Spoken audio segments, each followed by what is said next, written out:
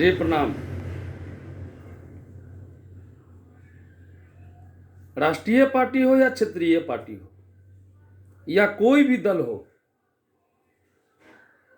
मैं अपनी बात बार बार आप लोगों को शेयर करता हूं, लेकिन सब नेता जो भी हैं सब एक है।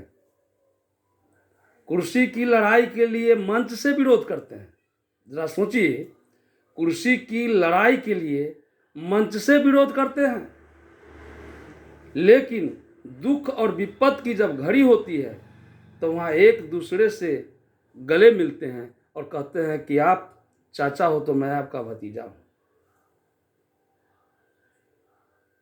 यूपी हो या बिहार, दोनों जगह का मसला है एक, या हो महाराष्ट्र, कुर्सी की लड़ाई के लिए आपस में मतभेद रखते हैं, लेकिन घर में अगर कोई मर जाए तो अपना बेटा समझकर, भाई समझकर वहां अपनी सहभागिता भी निभाते हैं। मैं उन युवा कार्यकर्ता, पुराने बुद्धिजीवी, राजनीतिक से फ्रस्ट्रेटेड सोशल वर्कर जो बड़े बड़े राजनीतिक पार्टियां की शोषण के शिकार है, या भारत में और बिहार में जितने भी वोटर है 85%, वो सारे दल के लिए इनकलाब जिंदाबाद और उस दल के नाम से संबोधित करते हैं, और समय आने पर आपस में उस दल के लिए हम भाई आपस में लड़ जाते हैं। आखिर दोषी कौन है? ऊपरी नेता सब एक है और हमें डिवाइड एंड रूल जात में लड़ाया जाता है, सवर्ण में बांट दिया जाता है, भाईचारा में मतभेद कराकर अपनी रोटी वो सेकते हैं और हमें खाली फोकट में आपस में लड़ाकर हमें बोझ उठाने वाले एक मजदूर कार्यकर्ता समझते हैं। मैं अपने उम्मीदों पर सोया, मैं अपनी उम्मीदों पर सोया, एक ही सपना देखता हूं कि कल मेरा भविष्य कौन होगा। बस वो एक ही उजाला को देखकर अपने आप को सोचता हूं। फिर भी रोज सुबह उठता हूं, रोज एक नई सपना देखता हूं, लेकिन जब राजनीतिक मंच को देखता हूं तो 25 वर्ष का संघर्ष किया हुआ समय और वक्त को बर्बाद हुए देखता हूं तो मुझे उन लोगों से घृणा होती है। फिर आपस में हम भाई क्यों लड़ते हैं? इन बातों को सोच सोचकर आंख में आंसू आता है, दिल में आग सी भरी है। फिर भी सोचता हूं कि मैं अपना कैरियर राजनीतिक समझा तो फिर यूज करने वाले ने यूज एंड थ्रू, यूज करो और फेंक दो मेरे साथ, आखिर ऐसा क्यों किया? इसीलिए नाना पाटेकर ने एक फिल्म में कहा था कि खद्दर की लंगोटी चांदी का पिगदान, 100 में से 80 बेईमान, फिर भी मेरा देश महान। गिरो गिरो गिरो उस झरने की तरह गिरो जो गिर कर भी अपनी सुंदरता, अपने अस्तित्व को खोने नहीं देता, फिर भी अपनी सुंदरता को बिखेरे हुए है।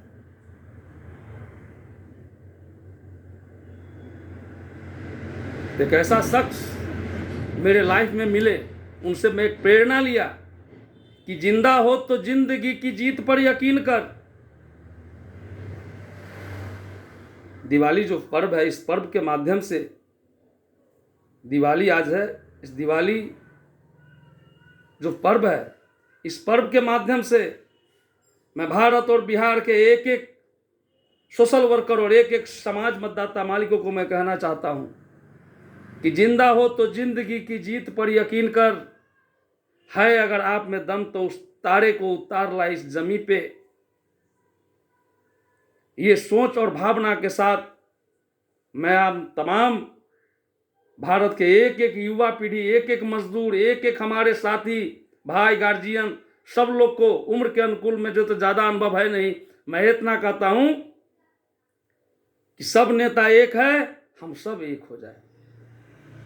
हीन भावना से ग्रसित मत होइए।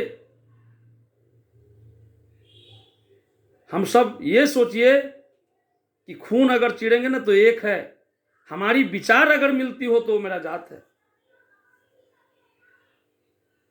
भीमराव अंबेडकर साहब जात के डोम थे, लेकिन उनकी दूसरी पत्नी जो थी वो ब्राह्मणी थी। अंबेडकर साहब बोले 1951 की सभा में कि आप ब्राह्मण हो, तो बोली कि जात से आप डोम हो, कर्म से ब्राह्मण हो। शास्त्र में भी कहा गया है कर्म प्रधान विश्व करी राखा, जो जस करी तसफल चाका। शास्त्र कहता है कर्म की प्रधानता है। जात पात पूछिए नहीं, कोई हरि का भजे सो हरि का होई। जब रामचरितमानस में भी जाति की बखान नहीं है तो फिर हम क्यों लड़ते हैं? कोई भी धर्म खराब नहीं है, कोई भी धर्म मार काट करने को नहीं कहता है। जो भी धर्म है, सारे धर्म में प्यार, मोहब्बत, संस्कार। प्रातः काल उठे रघुनाथा मात पिता गुरु नापहि माथा। कै % लोग हैं? भगवान राम को अगर हम भजेंगे, उससे अच्छा होगा कि उनके कर्म को अनुकरण भी थोड़ा सा भी अगर हम कर लेते हैं तो भगवान के हम भक्त होंगे।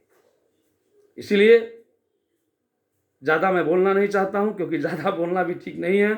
आप लोग सारे लोग, ये डिजिटल इंडिया में आप सारे लोग बुद्धिजीवी हो चुके हुए हैं। आप सोचिए कि ऊपर सब एक है, यहाँ हम सब आपस भाईचारा मिलाकर, हमारी सोच है कि वो सब हम एक होकर एक साथ हैं। अगर सब आदमी, हम लोग जो शोषण के जो भी शिकार, यानी कि पूरे जनता शोषण के शिकार है, वहाँ सब एक है, वहाँ सब एक है। मेरे कहने का मतलब जब वो एक हो सकते हैं तो हमारे जैसे जो भी लोग हैं, अगर हम एक हो जाएंगे तो वो उनको डर लगने लगेगा और उसी दिन जमीनी स्तर की लोगों की वैल्यू हो जाएगी।